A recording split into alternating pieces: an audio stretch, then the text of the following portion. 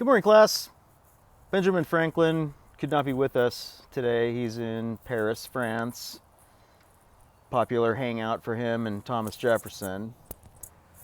So reporting to you today is the honorable and much deserved honor of a $20 bill, Harriet Tubman.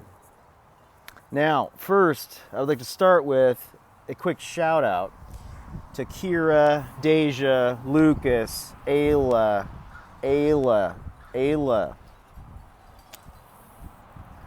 Shaylin, and Jasmine for doing the chapters, doing the journaling, taking pics, emailing me, turning stuff in, and also doing the workouts. Great job, guys. If I missed anyone, please hit me up. You know my phone number. You know my email address. Chapter 2 of Frankenstein is going to be difficult to make in 4.5 minutes, but I'm going to try. But this might be a two-parter. So we had Captain Walton, love, sister, finds Victor Frankenstein, ice raft, dead dogs. Now we have Victor Frankenstein, poor family, chapter 1, adopts an orphan girl named Elizabeth, falls in love with her immediately, and they grow up cousins because we all know that it's just easier to tell people, right, in the neighborhood. Like, all of a sudden, this kid was couch surfing and you were helping them in your house. It'd be so much easier to say, oh, it's my cousin, right? They're not cousins. I'm going to try to do better with the book today. So I'm on page 22 and 23 of chapter 2. Not really cousins. She was deeply smitten with the aerial creations of the poets. Remember, 1818, you don't have stuff to distract you, so you read poetry after dinner and to, help your mind. It's another good way to help your anxiety. We see his best guy friend introduced, Henry Clerval. If you've watched the film, which is in one of the grids, you'll see that the assistant is actually named Igor in the film. No, it's not. It's actually named Clerval. Great guy. Not Igor. I have no idea why the filmmakers did that. So if somebody says Igor to you, you say no. His name was Henry Clerval, not Igor. Now, if you've been in my classes, you know that Harriet likes to talk about literature. It's true. Harriet just will go on and on about literature. It's nuts. Page 23. Not seeing much. Page 24. Okay, he now starts talking about these philosophers because he's like really wants to teach himself stuff. And he really wants to go to college. He's 15 right now. And he doesn't just sit around and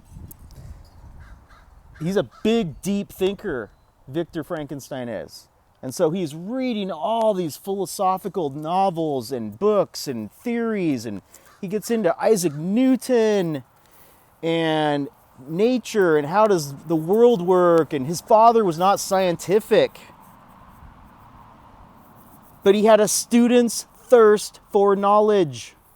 People, I want that to be you. Have a thirst. He then is interested in electricity. It's 1818. There are no light switches. And this big thunderstorm comes on Geneva, Switzerland, and he's like, whoa, if I could somehow harness the power of a lightning strike. And so on page 26, talks about that right here. See, he's 15. Thunderstorm, electricity, more electricity, three old philosopher guys, scientists. And then page 27. I'm going to just read some of my annotations to you from this because I miss reading to you. And I think you enjoy my reading. Right here. So, deformed and abortive creation. He's starting to think about, I wonder if I could make electricity reanimate a body. Because with that knowledge, him being a doctor, he knows he'll change the world. You would change the world if you could do that. He's upon the threshold of real knowledge. In this mood of mind, I betook myself to the mathematics and the branches of study appertaining to that science as being built upon secure foundations and so worthy of my consideration. Strangely, are our souls constructed. Big words, people. He then talks about Mother Nature, and he says about Mother Nature, it was thus that I was to be taught to associate evil with the prosecution, happiness with their disregard. Mother Nature, evil, prosecution, happiness with disregard. So not thinking about them, don't care, disregard. Happiness, evil, prosecution. Very interesting sentence.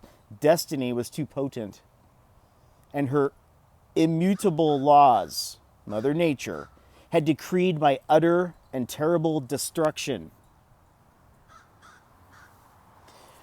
Whew, man. I love me some good lit, boy, but that's some tough stuff. I'm glad you're with me on this, and I hope I'm helping. Hope you're enjoying it as much as I am. Again, thank you so much. Kira, Deja, Lucas, Ayla, Shaylin, Jasmine, everyone else, get on it, people. Harriet Tubman, remember the extra credit, too. We've now had Colbert, Madison, Twain, Franklin, Tubman. Hit me up. You know what to do. This is Harriet Tubman. Good afternoon, class.